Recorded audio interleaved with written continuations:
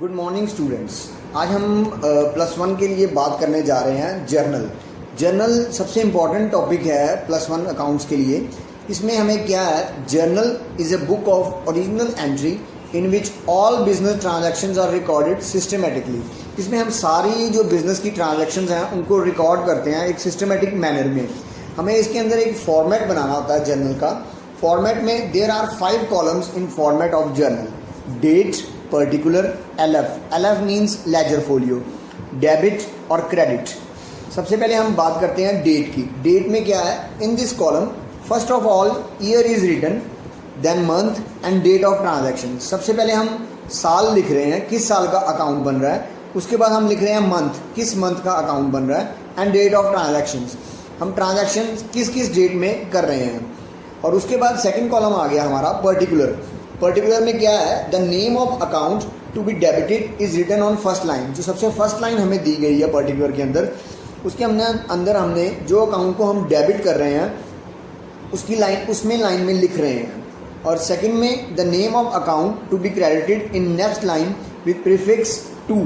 जो second line है उसमें हम जिस अकाउंट को क्रेडिट कर रहे हैं वो 2 से स्टार्ट करके हम लिख रहे हैं। उसके बाद हम लिखते हैं इसमें नरेशन।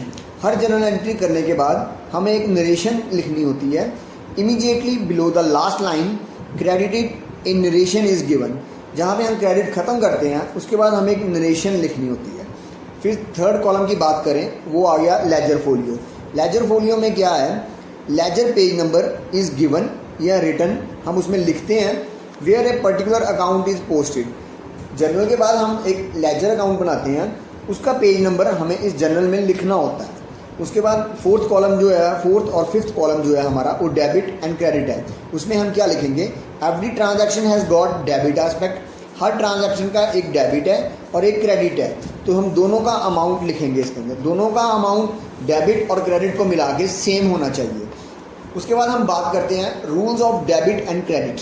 कुछ हमारे अकाउंट्स के रूल हैं जो हमारे जो डेबिट और क्रेडिट करने के लिए हमें चलते आ रहे हैं। इनमें सबसे पहले हम बात करेंगे अकाउंट्स की। अकाउंट्स हमारे जो 3 तरह के होते हैं, एक पर्सनल अकाउंट, एक रियल अकाउंट, एक नॉमिनल अकाउंट। जो पर्सनल अकाउंट है इसके अंदर 2 अकाउंट हैं, एक नेचुरल है, एक आर्टिफिशियल है। नेचुरल के अंदर हम जिस अकाउंट की बात करते हैं वो है किसी पर्सन का नाम, राम अकाउंट, मंजीत अकाउंट। और जो आर्टिफिशियल है वो किसी फर्म का नाम हो गया, जैसे Messrs Bindra brothers account, Raymond's mills account. और इनका रूल है, जो अकाउंटिंग का रूल है वो क्या है, debit the receiver, credit the giver.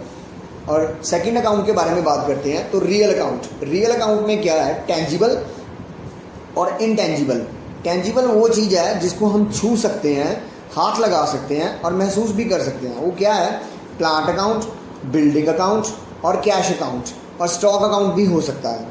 और इनटेंजिबल जिसको हम छू नहीं सकते, सिर्फ महसूस कर सकते हैं बिजनेस के अंदर, वो क्या है, गुडविल अकाउंट और कॉपीराइट अकाउंट। गुडविल अकाउंट क्या है, एक रेपुटेशन है, एक साख है किसी कंपनी की। इनका इस अकाउंट के अंदर जो रूल है हम फॉलो करते हैं वो है debit what comes in, credit what goes out. जो हमारे पास आया उसको हम डेबिट करेंगे और जो हमारे पास से जा रहा है उसको हम क्रेडिट कर देंगे। और थर्ड अकाउंट है हमारा नॉमिनल अकाउंट। नॉमिनल अकाउंट के अंदर क्या है, हमारे कुछ एक्सपेंसेस हैं और लॉसेस हैं, और हमारे कुछ प्रॉफिट्स और गेन्स हैं। एक्सपेंसेस एंड लॉसेस के अंदर हमारा wages account, insurance account, loss by fire account. और जो प्रॉफिट और गेन्स हैं उसके अंदर हमारा profit on sale of assets account. और जो इस नॉमिनल अकाउंट का जो रूल है, अकाउंटिंग रूल है, वो है debit all expenses and losses और credit all income and gains. इन रूल्स को पढ़ने के बाद हम कुछ जनरल एंट्रीज को समझते हैं। सबसे पहले हम एक बिजनेस स्टार्ट करने की बात कर रहे हैं, जिसमें है Ram started business with cash 1 lakh, Shivam commences business with cash 2 lakh, business started with cash 2 lakh, Mohan started business with 2 lakh. ये देखने में सारी अलग अलग एंट्रीज ही लग रही हैं, पर इसमें एक ही चीज़ की बात की गई है कि बिजनेस को स्टार्ट किया गया। तो हम इनकी जनरल एंट्रीज डालने से सीखते हैं। सबसे पहले Ram started business with cash, तो राम ने बिजनेस स्टार्ट किया कैश के साथ। तो देखा जाए तो बिजनेस के अंदर क्या आ गया, cash account. Cash account debit to Ram's capital. उसके बाद सेकंड आ गया, हम नरेशन लिखने की बात कर रहे हैं। जब नरेशन लिखनी है वो हमेशा स्टार्ट की जाएगी बीइंग से, BEING, being business started by Ram. और सेकंड एंट्री है Shivam commences business with cash, Shivam ने बिजनेस स्टार्ट किया 2 लाख, तो इसमें भी सेम एंट्री वही रहेगी, cash account debit to Shivam's capital, और डेबिट साइड भी 2 लाख और क्रेडिट साइड भी 2 लाख। थर्ड एंट्री के बारे में हम बात कर रहे थे, बिजनेस स्टार्टेड विद कैश। अब किसी पर्सन का नाम नहीं आ रहा इस एंट्री के अंदर, तो उसमें क्या किया जाएगा, cash account debit to capital, और डेबिट में भी 2 लाख और क्रेडिट में भी 2 लाख, और इसकी नरेशन लिखी जाएगी being business started. Fourth entry हम बात कर रहे थे, Mohan started business with 2 lakh. अब मोहन ने बिजनेस स्टार्ट किया 2 लाख के साथ, तो entry cash account debit to Mohan's capital, narration वही बीइंग से स्टार्ट करके being business started by Mohan. ये तो थी बिजनेस स्टार्ट करने की एंट्रीज। अब हम बात करते हैं परचेजेस की। हम बिजनेस कर रहे हैं तो कुछ ना कुछ सामान तो हम खरीदेंगे ही, तो वो परचेजेस के अंडर आएगा। तो उसमें एंट्री क्या आएगी, goods purchase 20,000, goods purchase 20,000 from Ram. ये 2 अलग अलग एंट्रीज हैं। तो जो हमें पहले एंट्री दी गई है गुड्स परचेजेस 20,000, गुड्स परचेजेस 20,000 के अंदर हमने कुछ परचेज की है, purchase account debit to cash being goods purchased. इसमें कुछ गुड्स परचेज करने की बात हम कर रहे हैं। और सेकंड एंट्री है गुड्स परचेज 20,000 फ्रॉम राम। अब हमने राम से 20,000 का गुड्स परचेज किया, इसका मतलब क्या हुआ, हम बात कर रहे थे गुड्स परचेज 20,000 फ्रॉम राम। इसका मतलब क्या हुआ कि हमने कुछ परचेज किया पर राम से परचेज किया, कि हमने कुछ कैश नहीं दिया। तो एंट्री क्या हुई, purchase account debit to Ram, और इसकी narration being goods purchase from Ram. अब हमने परचेज के साथ हम अगली एंट्रीज करना सीखते हैं, वो है सेल्स की एंट्री। सेल्स, कुछ सामान बेचने के लिए। तो इसमें हमें फर्स्ट एंट्री दी गई है गुड्स सोल्ड, सेकंड दी गई है गुड्स सोल्ड टू राम, और थर्ड दी गई है goods sold to Ram for cash. अब देखो है तो तीनों सेल्स की एंट्री। सबसे पहले हमें दिया गुड्स सोल्ड, हमने कुछ सामान बेचा, तो उसकी एंट्री होगी cash account debit to sales, और नरेशन बीइंग गुड्स सोल्ड।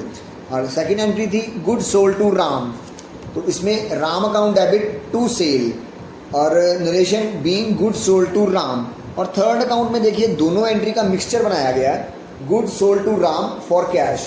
अब इसमें राम भी आ गया और कैश भी आ गया, तो हम कैश की ट्रांजैक्शंस मान के चलेंगे कि हमारे पास कैश आया, कैश आया तो उसको डेबिट कर देंगे, cash account debit to sale. ये तो थी सेल्स की एंट्री, हमने परचेज की एंट्री भी की, सेल्स की एंट्री भी की।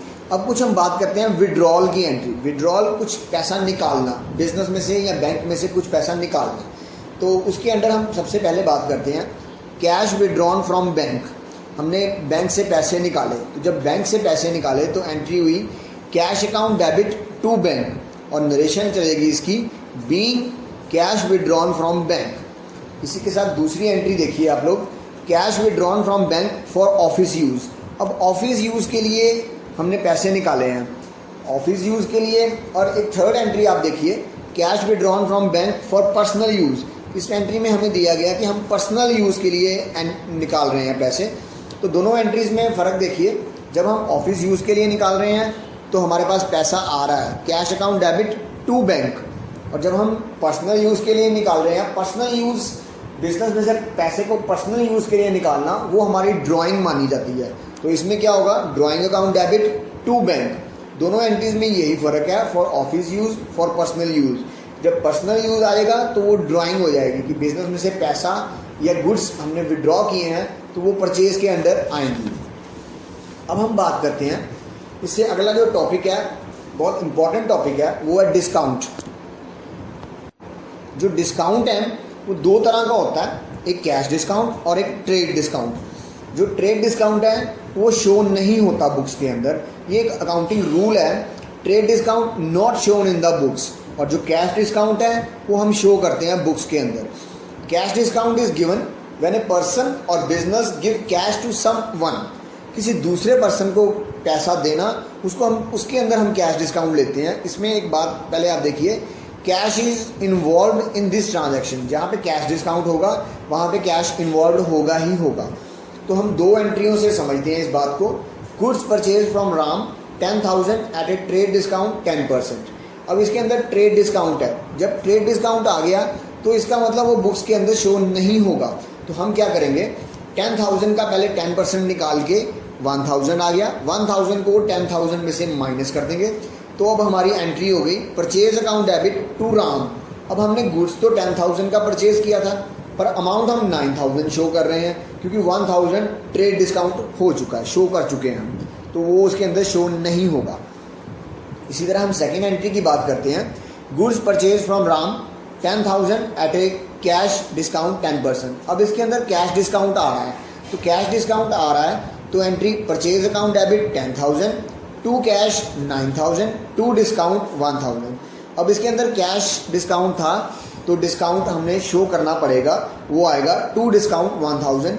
10,000 का 10% निकाला तो वो 1,000 आ गया, 1,000 में से उसको हम ट्रेड डिस्काउंट शो कर रहे हैं। ठीक है।